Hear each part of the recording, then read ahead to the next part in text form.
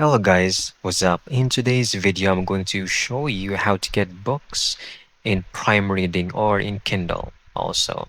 So let's get started. First, go to the official website, the Amazon.com, log into your main account, and I want you to look up Prime Reading. Okay, this is what we want. Click on that. Next, it will show you hundreds of available ebooks. We're going to choose this title and click on buying options. Here you will see 0, 21, 12, and $29. But what we're going to do, we're going to get it for free. Select all.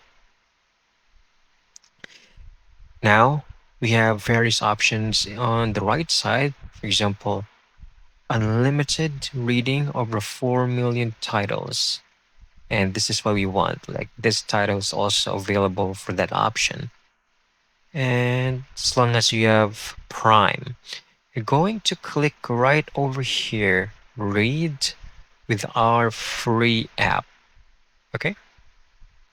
Then you could just go simply to your phone or any device, scan the QR code, and you should now be able to read this book for free. And that's it. I hope you found this video very helpful.